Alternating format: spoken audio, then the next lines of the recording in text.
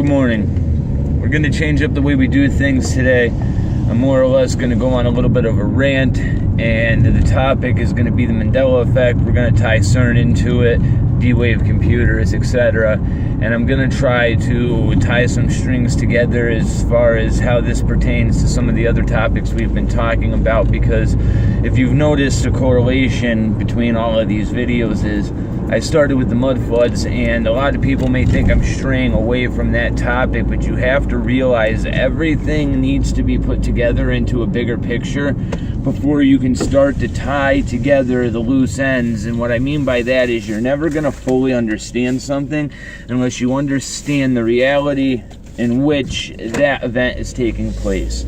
So I'm not going to waste my time trying to get into the nitty-gritty details of each one of these puzzle pieces, because until I can put all these puzzle pieces together into a bigger picture, the details don't matter.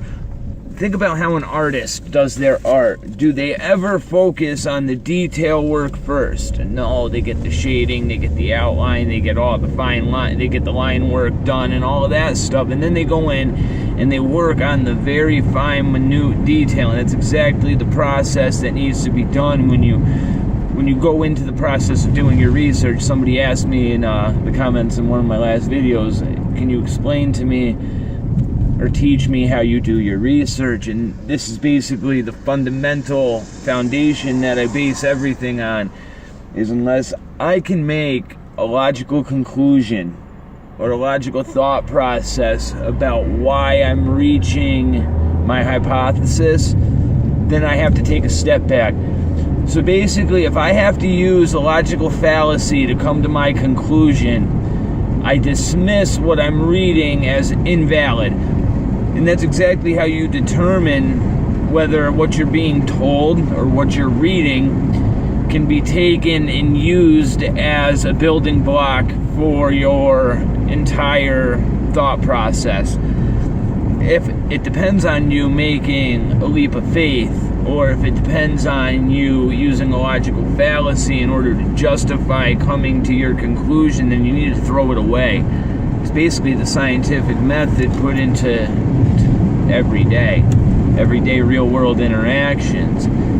A lot of problems that we run into when people start making guesses is it's based on emotion, because let's face it, everybody has an investment in the outcome of what we're looking into. We all have beliefs, and we all have something to lose or gain, whether things go one way or the other, and that's how it is in everything. So the way that I've become successful at being able to talk about these topics and just in general in life is applying the same thought process to everything, and that is, don't depend on a logical fallacy to justify your actions.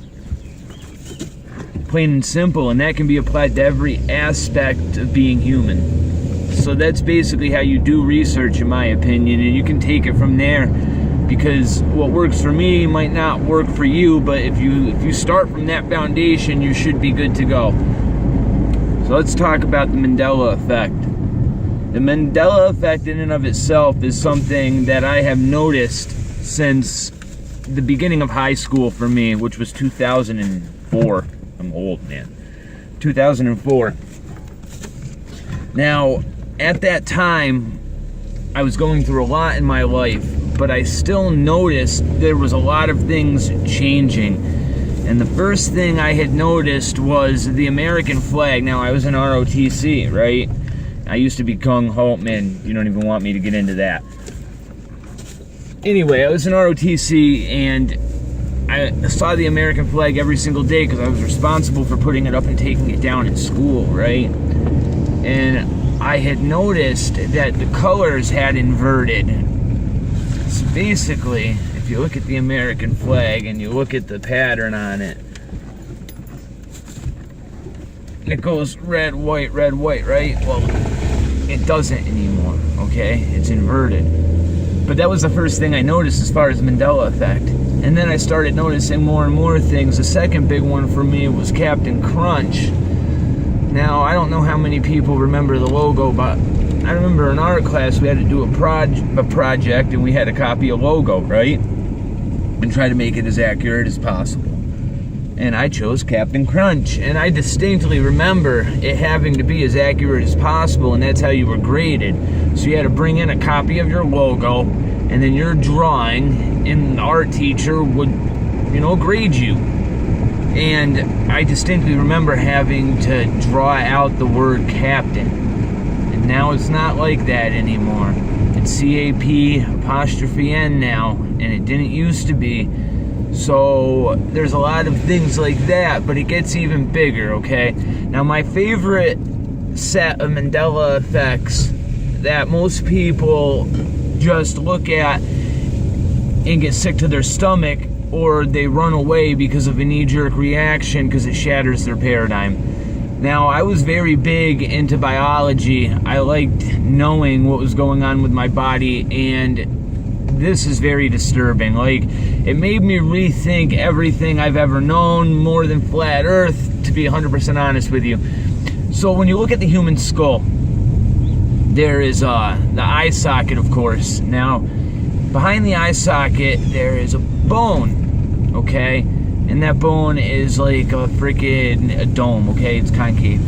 And that's every day, you go get a skull, you look at it, that's how it is. Well, I'm telling you right now, that's not how it's always been. There was never a bone there. And when I noticed this, I was like, you gotta be fucking kidding me, okay? And this is before I got into looking at stuff that other people have seen, because this was before I started researching everything really, really heavy on a daily basis. Like, I was just doing a little bit of fucking thinking, you know what I'm saying? And I noticed this. I was like, this isn't how I remember things, And then that's when the floodgates opened for me, okay? Because I realized right off of the bat that wasn't the only change in the human body. Now, how many people remember being taught that there is a floating rib? Okay? Now, I was taught this. Well, guess what? I was taught wrong, apparently. There is no floating rib in the human body anymore. Go look into this if you think I'm bullshitting you. There's very good presentations to be found talking about anatomy changes, and there is quite a bit of them as far as the collarbone, and a lot of things have changed in the human body. The position of the heart has changed. The kidney position has changed. I used to be a wrestler, my friend, and I thought about fighting, okay? And I remember watching videos on training and how to do kidney shots, etc., etc. And I don't ever remember the kidney being protected by the rib cage, ever. Well, guess what? It is. The rib cage is a lot more robust than it used to be. The lung capacity of a human, from what I remember being taught, has almost gone up by a third. Yeah. Things have changed, my friends. The human eye now has a whole hell of a lot more receptors in it than I remember. And honestly, if you think about the sky being a deeper color blue back in the past, like this is something that a lot of people talk about. They talk about colors being a lot more vivid, a lot more in depth, and that would make sense if you couldn't notice the nuance in color as much, right? Things would just look more consistent, correct? Nowadays, if you take what I just told you into consideration, if we had a lot more receptors, we would see a lot more different shades and variants, and it all wouldn't look like one solid color, now would it? That's just me thinking off the top of my head, right? Now, these Mandela effect changes cannot be argued. A lot of people are going to say that it boils down to the fact that people are misremembering things and our memory is shit. I'm telling you right now, that right there is wizardry. If they ever convince you that that is the case, then you have submitted to them 100%. Because you have admitted to yourself that your mind is incapable of remembering something you have experienced, which means you yourself are an invalid source of evidence. That's exactly why they're telling you this. It's exactly why the Mandela effect is such a huge deal, okay? Now, what you have to realize is, their argument would make a lot of sense. That is, unless the majority of people, or not even the majority, if a consistent amount of people remember something the same exact way, what are the odds that they're all misremembering it the same exact way? It's mathematically impossible, statistically, if you want to take that into account. I'm just saying the odds are that if it was mismemory, we wouldn't be remembering shit the same way, would we? I don't think so. So think about this for a minute. All of this is fine and dandy. The implications are scary as fuck, but at least we know what's going on, right? You have to ask yourself the broader question before you can start asking yourself the details. Think about it from the frame of mind of an artist, okay? From the frame of mind of an artist, you never start working on detail first. You don't pop out the shading before you figure out what the face is going to look like.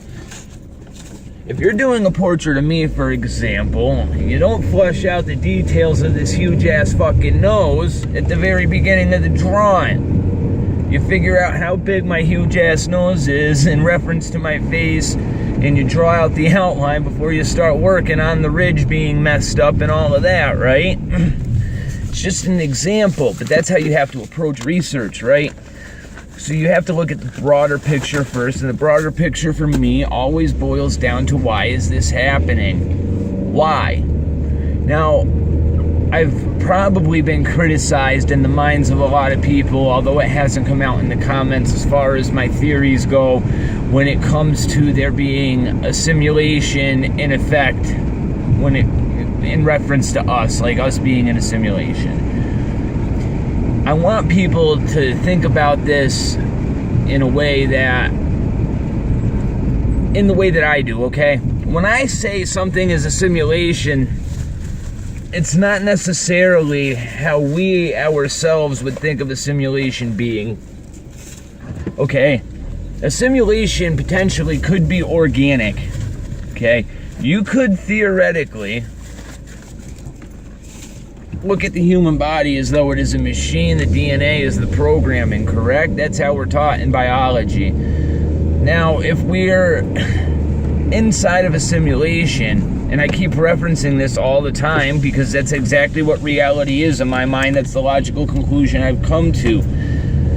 Now, you could very well create a simulation that is organic. It's very easy to do. We're doing it on a daily basis. I mean, if you look at what we're doing with CRISPR over in China to some of the genetics in these kids, supposedly the kids were supposed to be genetically modified to be resistant to the AIDS virus. Well, coincidentally, the side effect of these kids being genetically altered to get rid of HIV just so happened to make them way more intelligent than the average person. So potentially we could develop a whole bunch of these little smart Chinese bastards and put them inside of a fucking Truman Show terrarium and alter everything and create a simulation of our own, and that would make us the creator, right? Now, if you think of it on the most basic level, and if you look at the Bible as reference, we were made in the image of our Creator, and naturally, if that's the case, then we are going to eventually reach the same level of manipulation when it comes to the world around us, or at least strive to. And that's exactly what we've done with the technology that we've created around us. We aren't capable right now of doing what I just described with those Chinese kids, okay? Like, theoretically, we can't manipulate all the matter around us and create a true simulation, is what I'm getting at. However, we can do it through a computer system, right? Now think of it like this. If our Creator is that much more advanced and intelligent and omnipotent, present, all that, etc., etc., who's to say that this entire world is nothing more than an organically programmed world, and everything around us is actually programmable matter? We just don't know how to program it, okay? That's the most basic understanding of how to explain the world around you being a simulation. And the Mandela effect, my friends, is nothing more than a glitch inside of that system, or better yet, a virus being inserted inside of that system. And this is where the black goo we were talking about before comes into play. Okay? The black goo itself, what I was trying to get across in my last video, and it may not have come across as clearly as I wanted, that solid black goo coming in and inserting itself into the system, okay? And especially the Nazis studying it as heavily as they did, it probably became the basis for all of our technology, okay? Everything that you see around us, everything that we're using, all of this electronical information, this electronical technology, it all popped out of nowhere in less than 100 years, okay?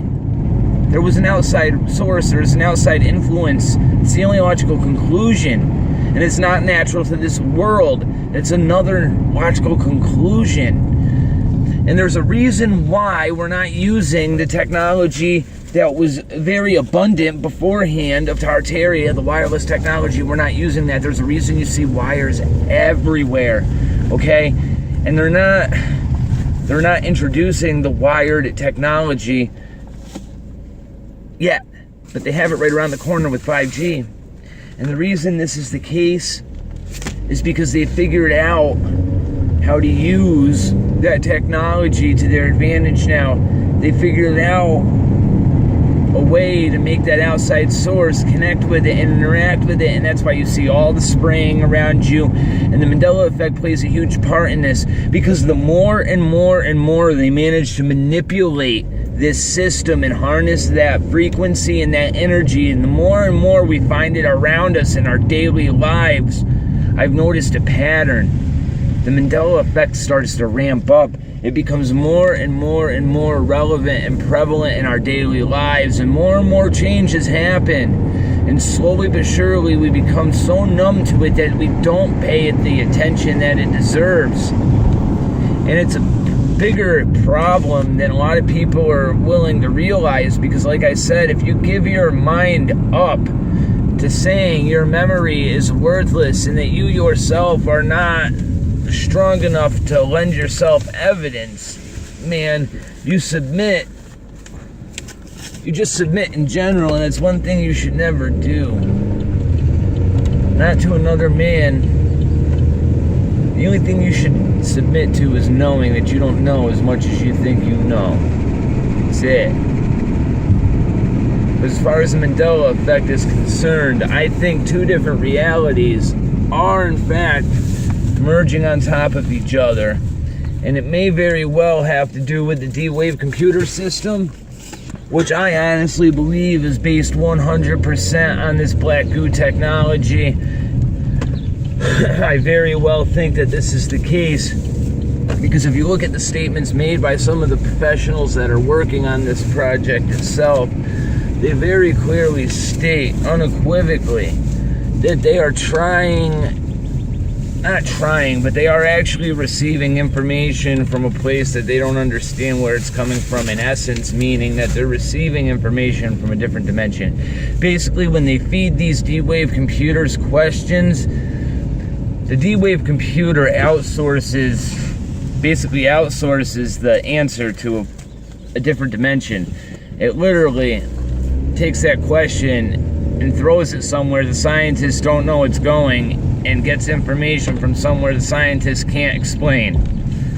What kind of science is this that we're talking about here? Because it's scary as fuck when you break it down. There's no doubt about that. And we go on day to day living our lives knowing that this is happening, and at the same time we refuse to admit that it's happening.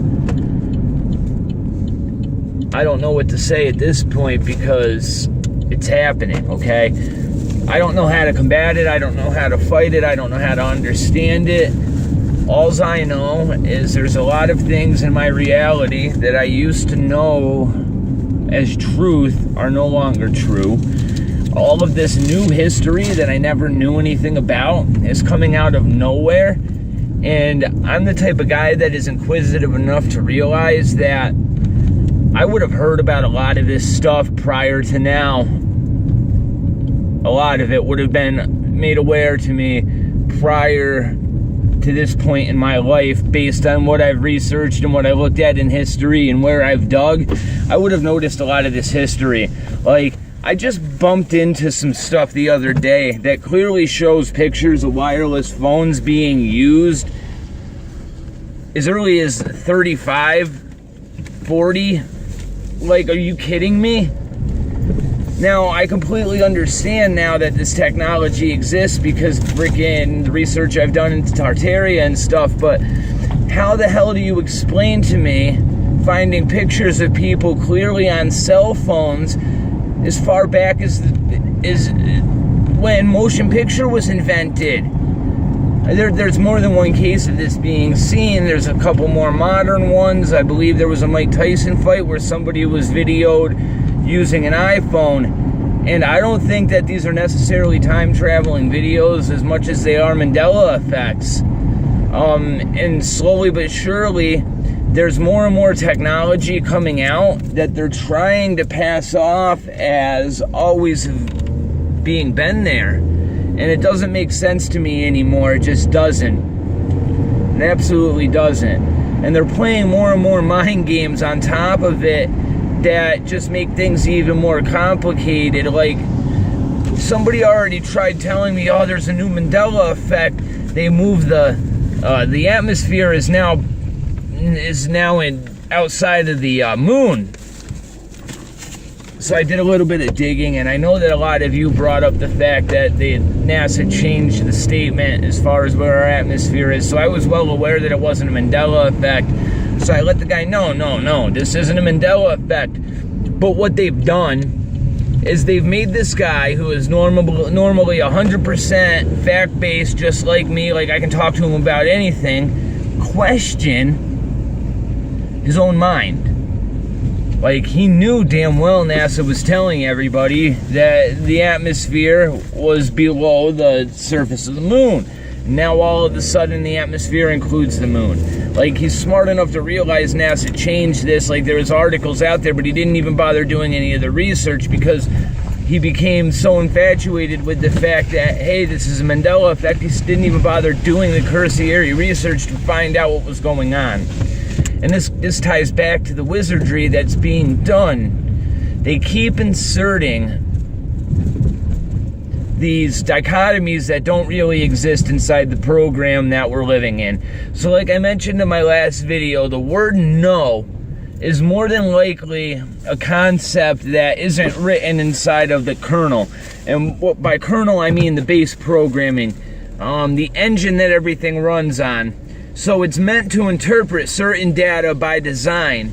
And if for some reason there's a concept that is introduced inside of that system that it doesn't recognize, there's no way it can manifest its own data based on that concept. It can't construct anything on its own based on that concept. So by inserting the word no into our vernacular, and there's a bunch of other words like this, okay? By inserting that word into our vernacular, they are more or less introducing a concept that makes us manifest exactly the opposite of what we're thinking. And the most basic way of explaining this is like when we go out there and protest and hold signs and scream, no more war. Well, if we manifest what we are thinking, okay, based on the kernel, based on how the kernel's designed.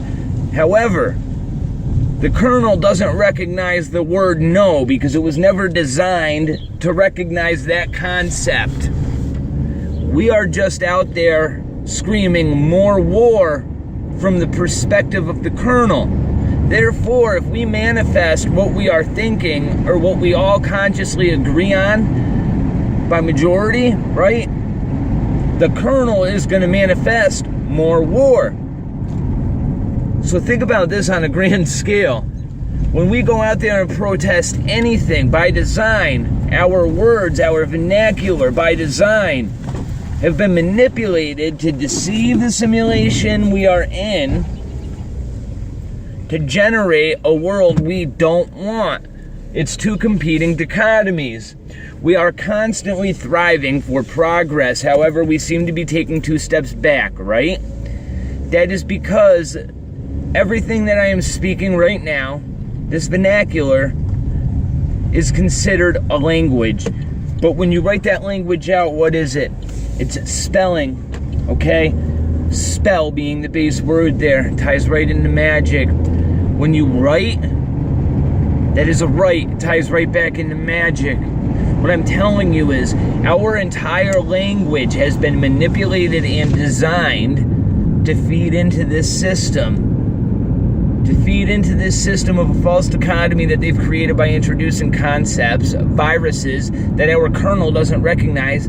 So it manifests the complete opposite of what we are trying to make happen. And this in and of itself may very well be a cause for the Mandela effect on top of the D-Wave computers. There may be a lot more in play here than I realize. But this is just the big picture of what I've been thinking about lately.